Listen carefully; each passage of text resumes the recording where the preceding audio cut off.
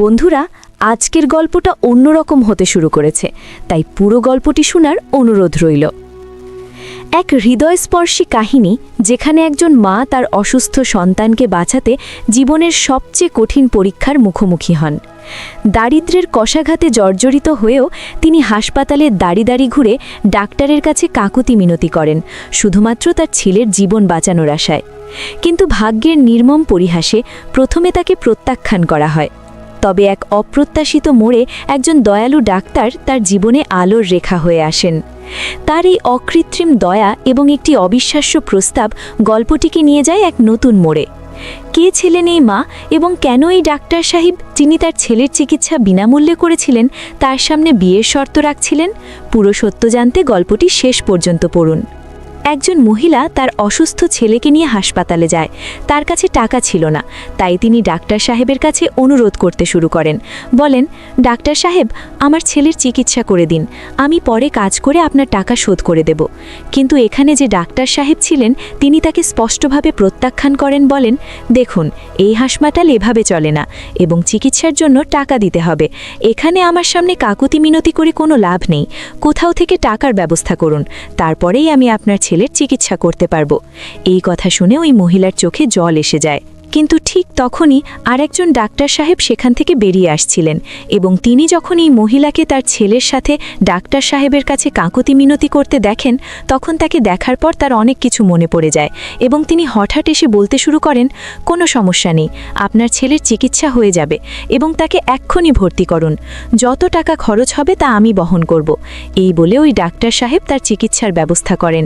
কিন্তু যখন চিকিৎসা শেষ হয় এবং এই মহিলা ডাক্তার সাহেবকে কিছু টাকা দিতে যান, তখন ডাক্তার সাহেব বলেন, দেখুন, টাকা দেওয়ার দরকার নেই, এর পরিবর্তে আপনি আমার সাথে বিয়ে করুন। এই কথা শুনে ওই মহিলা পুরোপুরি হতবাক হয়ে যান এবং ভাবনায় পড়ে যান। কে ছিলেন ওই মহিলা এবং কেন এই ডাক্তার সাহেব, যিনি তার ছেলের চিকিৎসা বিনামূল্যে করেছিলেন, তার সামনে বিয়ের শর্ত রাখছিলেন? পুরো সত্য জানতে গল্পটি শেষ পর্যন্ত পড়ুন। একটি ট্রেনের ভেতরে একজন মহিলা বসেছিলেন। তার কোলে একটি ছোট্ট নিষ্পাপ শিশু ছিল এবং তিনি খুবই উদাস হয়েছিলেন। ধীরে ধীরে সফর চলতে থাকে। প্রায় 3 থেকে 4 ঘন্টার সফর ছিল এবং তারপর তিনি ভোপাল রেলওয়ে স্টেশনে পৌঁছে যান। সেখানে পৌঁছানোর পর তিনি চারপাশে ভিড় দেখেন এবং ভিড় দেখার পর পুরোপুরি ভয় পেয়ে যান, কারণ এতক্ষণ ট্রেনে তিনি খুবই ভয় পাচ্ছিলেন এবং এখন এখানে রাতের সমারোহ হয়ে গিয়েছিল। রাতের লোকেরা তার দিকে অদ্ভুত দৃষ্টিতে তাকাচ্ছিল, কারণ তিনি দেখতে খুবই সুন্দরী ছিলেন। এখন ঠিক ভোপাল রেলওয়ে স্টেশনে একটি ছেলে ছিল যার নাম ছিল রাজেশ। রাজেশ যখন এই মহিলা এবং তার শিশুকে দেখে, তখন দেখার পর বুঝতে পারে যে সম্ভবত এই মহিলা প্রথমবার একটা সফর করেছেন এবং এই কারণেই তিনি খুবই ভয় পাচ্ছেন। তারপর রাজেশ কিছুক্ষণ পর্যন্ত ওই মহিলাকে পর্যবেক্ষণ করে এবং তারপর যখন তাকে পুরোপুরি অনুভব হয় যে সত্যিই তিনি খুবই ভয় পাচ্ছেন, তখন তিনি সেখান থেকে সোজা ওই মহিলার কাছে পৌঁছে যান। সেখানে পৌঁছানোর পর যখনই রাজেশ তার সামনে যায়, তখন তিনি আরও বেশি ভয় পেয়ে যান। তখনই রাজেশ বলে, দেখুন, ভয় পাবেন না, কোনো সমস্যা নেই। আমি বুঝতে পারছি যে সম্ভবত আপনি প্রথমবার ভ্রমণ করেছেন এবং সেই কারণেই আপনি বেশি ভয় পাচ্ছেন। চিন্তা করবেন না, আমি আপনার সাহায্যের জন্যই এখানে এসেছি। এই কথা শুনে ওই মহিলা প্রথমে অবাক হয়ে যান এবং বলতে শুরু করেন, আপনি আমার সাহায্য কেন করতে চান? তখন রাজেশ তার দিকে তাকিয়ে হাসেন এবং তার শিশুর দিকে ইঙ্গিত করে বলেন, যেমন আপনার শিশু, তেমনি আমারও একটি শিশু আছে এবং যখন আপনি ভয় পাচ্ছেন, তখন আপনার শিশু এই বিষয়ে খুবই ভয় পাচ্ছে। তাই এই কারণে শিশুর ভয় পাওয়া আমার কাছে সহ্য হচ্ছে না এবং আমি একজন মানুষ, তাই মানুষই মানুষের কাজে আসে। এই কারণেই আমি আপনার সাহায্য করতে চাই। বলুন, এতটা বিব্রত কেন এবং আপনাকে কোথায় যেতে হবে? তারপর এখানে ওই মহিলা, যার নাম ছিল নীলিমা, তিনি বললেন, আসলে এখানে আমার একটি বোন থাকে এবং তার কাছেই আমাকে যেতে হবে। এই কারণেই আমি এখানে এসেছি। এখানে রাজেশ তাকে ঠিকানা জিজ্ঞাসা করে এবং নীলিমা তাকে পুরো ঠিকানা বলে দেয়। তারপর রাজেশ বলে, ঠিক আছে, আমার সাথেই চলুন। এখান থেকে বেশি দূরে নয়, এটি খুব কাছে এবং এটি আপনার বোনও আপনাকে বলে দিয়েছে। তারপর নীলিমা বললেন, হ্যাঁ, আপনি ঠিক বলছেন, এবং এটি এখান থেকে বেশি দূরে নয়। তারপর নীলিমা খুব ভয় পায়, কারণ তিনি প্রথমবার ভোপালে এসেছেন। তবু তিনি তার পিছনে পিছনে হাঁটতে শুরু করেন। ধীরে ধীরে একটু পথ অতিক্রম হয়, এবং পথ অতিক্রম হওয়ার পর গন্তব্য সামনে এসে যায়। এখানে নীলিমা যখন ওই জায়গায় পৌঁছান যেখানে রাজেশ তাকে নিয়ে গিয়েছিল, তখন তিনি বাইরে থেকেই চিনে ফেলেন, কারণ এটি ছিল তার বোনের বাড়ি, এবং তার বোনের অনেক সোশ্যাল মিডিয়ার ছবিতে এই বাড়িটি বাইরে থেকে দেখেছিলেন। তাই এটি দেখেই চিনে ফেলেন, এবং তারপর রাজেশকে ধন্যবাদ দিতে শুরু করেন। রাজেশ হাসতে হাসতে তাকে বিদায় জানায় এবং সেখান থেকে চলে যায়। এখানে নীলিমা তার বোনের দরজা কড়া নাড়ে, এবং তারপর যখন তার বোন তার সামনে আসে, তখন হঠাৎ নীলিমার চোখ থেকে অশ্রু ঝরে পড়ে এবং তিনি ফুপিয়ে ফুপিয়ে কাঁদতে শুরু করেন। তার বোন, যার নাম ছিল পূজা, তাকে বাড়ির ভেতরে নিয়ে যায় এবং সেখানে আরামে বসায় এবং বলে, কি হয়েছে বোন, তুই এতটা বিব্রত কেন? তুই কিছু বলছিলি যে তোর সাথে কিছু খারাপ হয়েছে, তো কি খারাপ হয়েছে তোর সাথে? আসলে এখানে নীলিমা তার বোনের কাছে ফোন করেছিল এবং বলেছিল, বোন, আমি বিপদে পড়েছি, আমি কি তোর কাছে আসতে পারি? তাই বোন এই বিষয়ে সম্মতি দিয়েছিল। কিন্তু যখন তিনি তাকে জিজ্ঞাসা করেছিলেন, কি বিপদ, আমাকে বল, আমি এখান থেকেই তোর সাহায্য করে দেব, কিন্তু সেই কথা এড়িয়ে তিনি বলেন, ঠিক আছে, আমি এখানে এসে বলবো।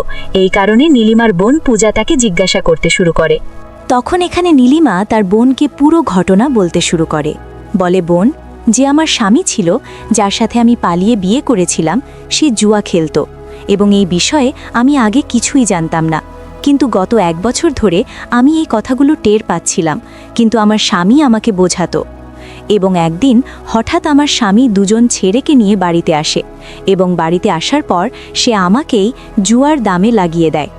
এই কথা শোনার পর আমি পুরোপুরি ভয় পেয়ে যাই, এবং তারপর যেভাবে পারি পিছনের জানালা দিয়ে বাড়ি ছেড়ে পালিয়ে আসি, এবং তারপর তোর কাছে ফোন করি।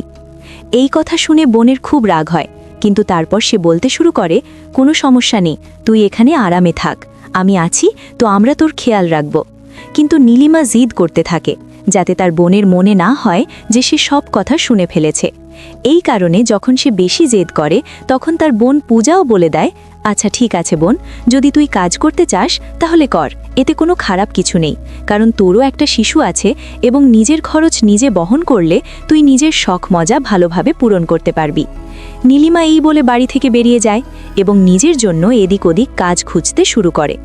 এখন নীলিমা বেশি পড়াশোনা করেনি, শুধুমাত্র 8ম শ্রেণী পাশ করেছে, এবং তারপর তাকে এমনই কাজ পাওয়া যায়।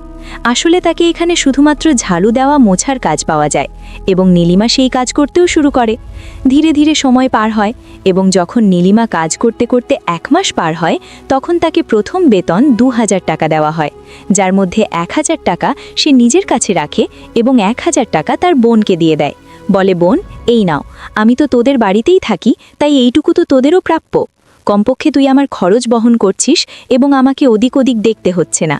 বোন তার কাছ থেকে টাকা নিতে চায় না, কিন্তু নীলিমা জোর করে দিয়ে দেয়, কারণ সে জানে যে বোন তো তার দেখাশোনা করতে চায়, কিন্তু জামাইয়ের কাছে সে বোঝা মনে হচ্ছে, এবং এটা সে কিছুতেই করতে পারে না।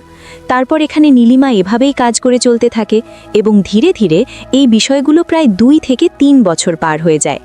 3 বছরে নীলিমা অনেক বাড়িতে কাজ ধরে ফেলেছে, যে কাজগুলো করে করে নীলিমা ভালোভাবেই তার জীবনযাপন করছে, এবং কোনো রকম সমস্যা নেই।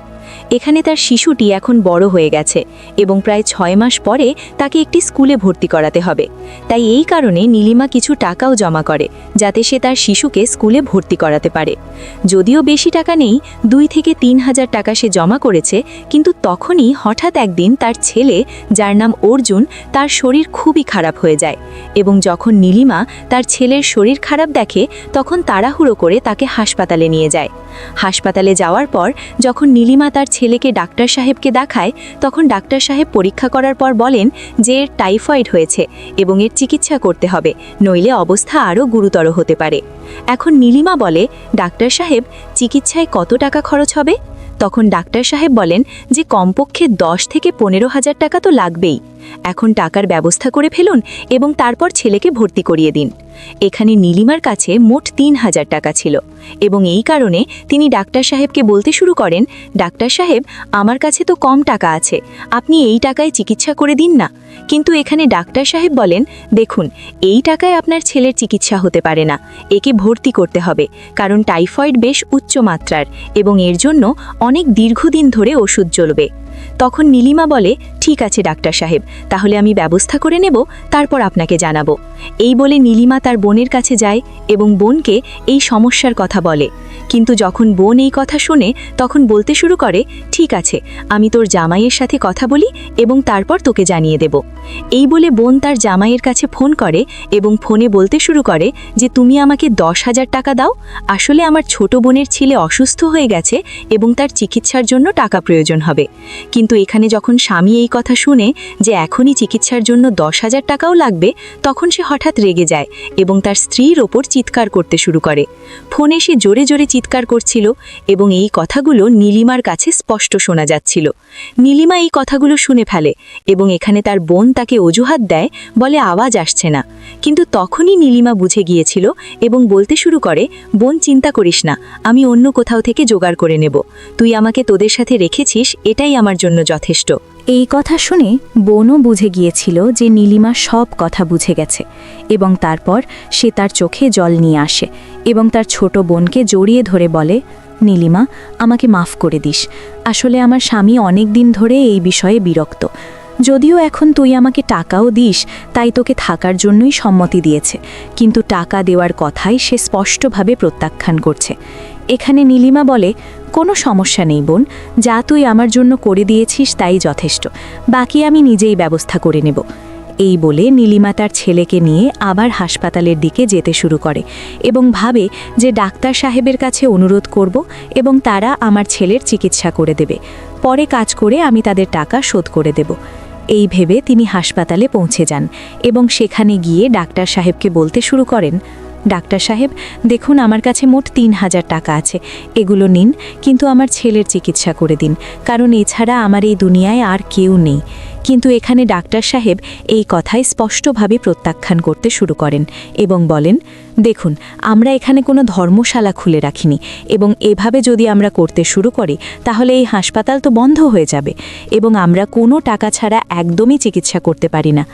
নীলিমা বলে, পরে আমি আপনার টাকা শোধ করে দেব, মেহনত করে টাকা উপার্জন করে দেব, কিন্তু এখন আমার কাছে টাকা নেই।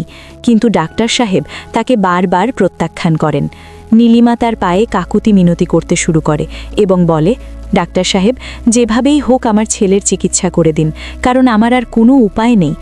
এখন যখন ডাক্তার সাহেবের সামনে সে বেশি কাকুতি মিনতি করে, তখন ডাক্তার সাহেব নিরাপত্তা রক্ষীদের ডাকতে শুরু করেন এবং হাসপাতালের সবার মনোযোগ হঠাৎ তার দিকে চলে যায়। ঠিক তখনই সেখানে হাসপাতালের ভেতরে আরেকজন ডাক্তার সাহেব ছিলেন এবং তিনি যখন এই মহিলাকে দেখেন তখন দেখা মাত্র তাকে চিনে ফেলেন এবং যখন তিনি তার সাথে তার অসুস্থ শিশুকে দেখেন তখন তৎক্ষণাৎ সেখানে এসে বিষয়টি বোঝার চেষ্টা করেন। যখন তিনি বিষয়টি বুঝে ফেলেন তখন হঠাৎ বলতে শুরু করেন, কোনো সমস্যা নেই, তুমি চিন্তা করো না, তোমার ছেলের চিকিৎসা হয়ে যাবে এবং এর জন্য টাকা আমি দেব, এক্ষুনি এই শিশুকে ভর্তি করো। এখানে যে দ্বিতীয় ডাক্তার সাহেব ছিলেন তিনি তার ছেলেকে ভর্তি করে নেন এবং নীলিমা তার সামনে হাত জোর করে বলে, ডাক্তার সাহেব, আপনাকে অনেক ধন্যবাদ। তারপর নীলিমার ছেলে অর্জুনের চিকিৎসা শুরু হয় এবং ধীরে ধীরে নীলিমার ছেলে অর্জুন 15 দিন সেখানে থাকে এবং পুরোপুরি সুস্থ হয়ে যায়। এই সময় যে ডাক্তার সাহেব ছিলেন তিনি বারবার অর্জুনের কাছে আসতেন এবং তার সাথে ভালোভাবে কথা বলতেন এবং তাকে খুশি রাখতেন। তিনি নীলিমার সাথেও কথা বলতেন এবং কথোপকথনের সময় ডাক্তার সাহেব নীলিমার পুরো পরিস্থিতি জেনে যান, যে কিভাবে তার স্বামী তাকে জুয়ার দামে লাগিয়েছিল এবং তারপর সে যেভাবে পারে প্রাণ বাঁচিয়ে তার বোনের কাছে এসেছিল। কিন্তু এখানে আসার পর তার জামাই তার এখানে থাকা পছন্দ করত না এবং এখন সে অন্যের বাড়িতে কাজ করে নিজের এবং তার শিশুর পেট চালাচ্ছিল। কিন্তু যখন তার শিশুর শরীর খারাপ হয়ে যায় তখন তার জামাই তার চিকিৎসা করাতেও প্রত্যাখ্যান করে এবং এই কারণে সে এই বিষয়ে খুবই অসহায়। এই সব কথা শোনার পর ডাক্তার সাহেবের তার ওপর খুবই দয়া হতে শুরু করে। কিন্তু ওই ডাক্তার সাহেব তার শিশু অর্জুনের, যার বয়স বেশি নয়, খুবই মিশে গিয়েছিলেন এবং তার সাথে অনেকক্ষণ বসে সেখানে কথা বলতেন।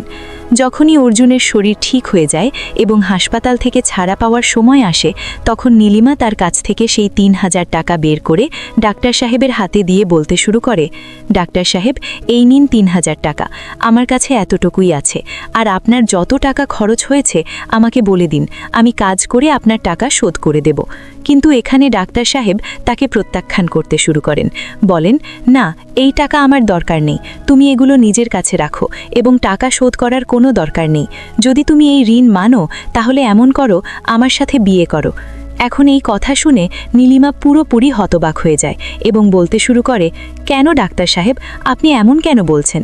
তখন ডাক্তার হঠাৎ তার চোখে জল নিয়ে আসে এবং এখানে যখন নীলিমা তার চোখে জল দেখে তখন বলতে শুরু করে, ডাক্তার সাহেব, কি হয়েছে? আমি কি কোনো ভুল কথা বলে ফেলেছি? তখন ডাক্তার সাহেব তার চোখের জল মুছে ফেলে এবং বলতে শুরু করে, না, তুমি কিছু ভুল বলনি, আসলে আমার সাথে এমনই হয়েছিল। যখন তুমি বললে যে তোমার বিয়ে হয়ে গেছে, তখন আমার সেই দিনগুলো মনে পড়তে শুরু করলো যখন আমি আমার পরিবারের সাথে খুশি ছিলাম। সেই দিন যখন তুমি আমার সাথে স্টেশনে দেখা করেছিলে, তখন যখন আমি অর্জুনকে দেখেছিলাম তখন আমার নিজের ছেলের কথা মনে পড়ে গিয়েছিল, কারণ আমি অনেক দিন পর ভোপালে এসেছিলাম এবং আমার পরিবার এখানেই থাকতো।